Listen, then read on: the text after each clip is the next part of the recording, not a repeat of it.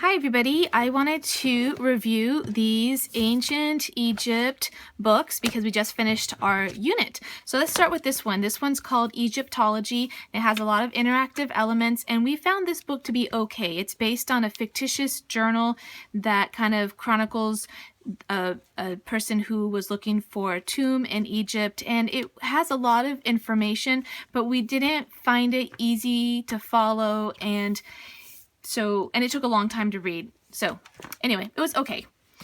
Then the next two books are Iwitness Books, and as with all Iwitness books, they're generally a paragraph to introduce whatever information is going to be on the page, and there's a lot of pictures and a lot of captions, and it doesn't go in any particular order, so you could open it up on any page and read it in any order that you'd like.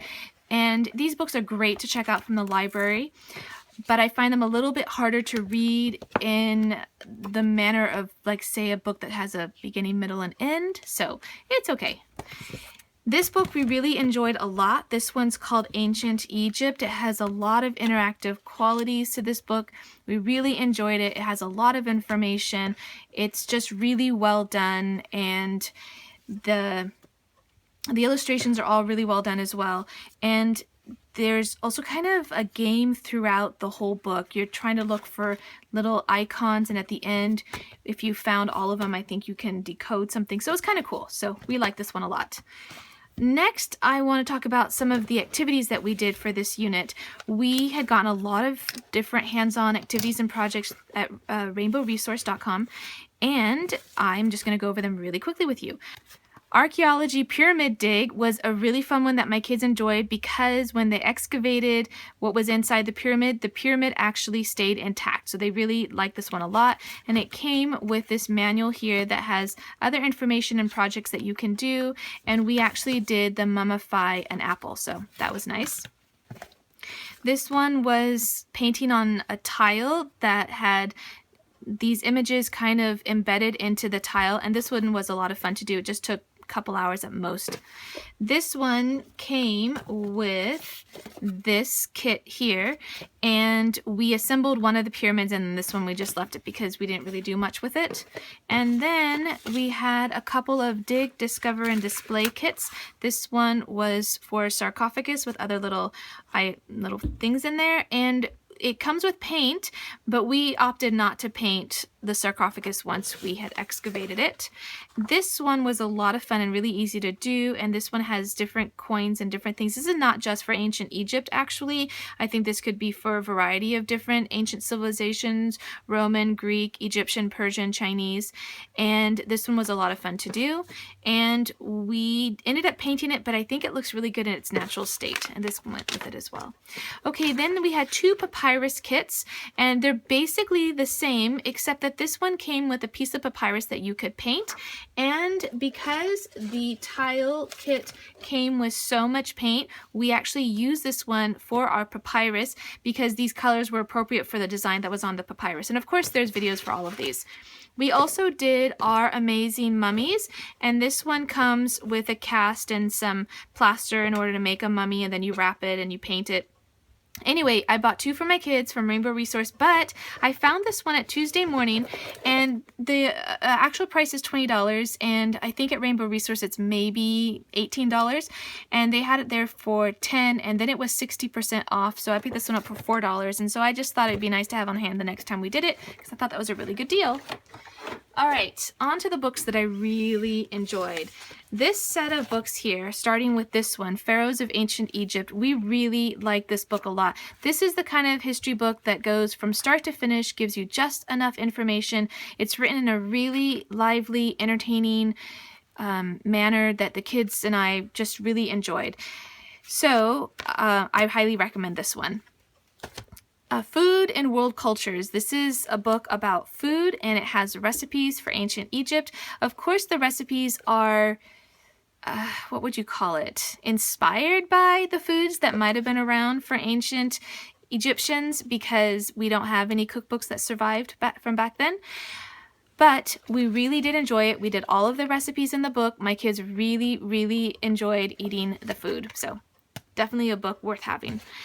This one is a drawing book, and we use this one to do some of the images in their main lesson book, especially this one.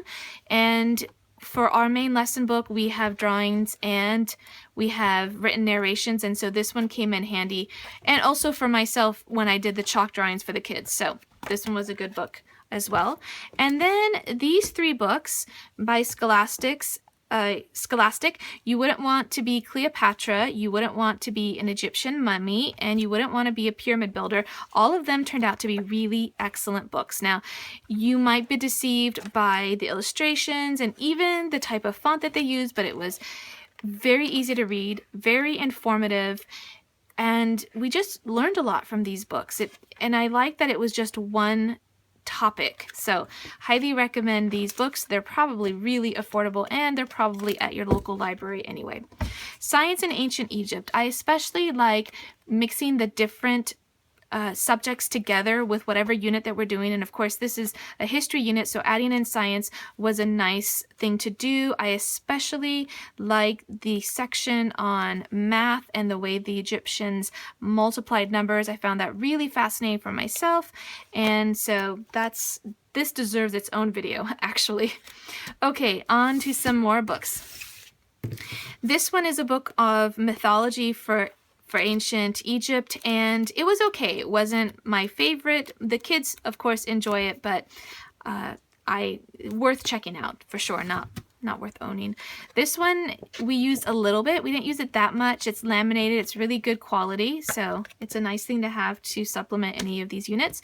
And this book, by accident, I forgot to include it into our lesson plans. It was on display in our schoolroom, and I forgot to put it into our daily reading, but it's a very nice book, beautifully illustrated.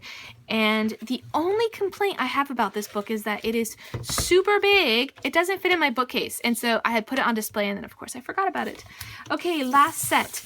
This one, Fun with Hieroglyphs, was a really great activity and book. It comes with the stamps. The ink pad was dried up, but we had another ink pad, so that wasn't a big deal.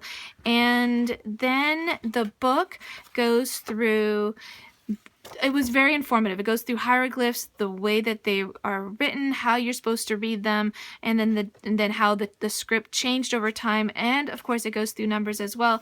And what I did was, since I didn't want the kids to be writing in the book, even though there's little activities in the book, I went ahead and took pictures, and then I just printed them out, and then the kids could then do the different activities in this book. So this was a good book and kit. Okay, on to activity books. We had 2 books on mazes that the kids really enjoyed doing, and even my 5-year-old enjoyed these, and my 9-year-old, of course. And then this one is the only book that we didn't actually do. This one was the paper doll book, and I had intended to run this through my Silhouette Cameo digital cutter and have it cut these out, but then I didn't. And then, for the boys, anyway, we didn't do this one. So the last book I have here is the 5,000-Year-Old Puzzle. This one is really beautifully illustrated. It's based on a true story. It's a really great book to check out from the library, unless your kid is totally an ancient Egyptian enthusiast. It's not something that we would read multiple times, but it is really well done. So it is a nice book, and we did enjoy it the one time that we read it. Okay, so that's everything. I will have a complete list of all the books and the authors and my little personal review, about a sentence long, about each book. It will be on my website in the blog post that accompanies this video. Okay, thanks for watching.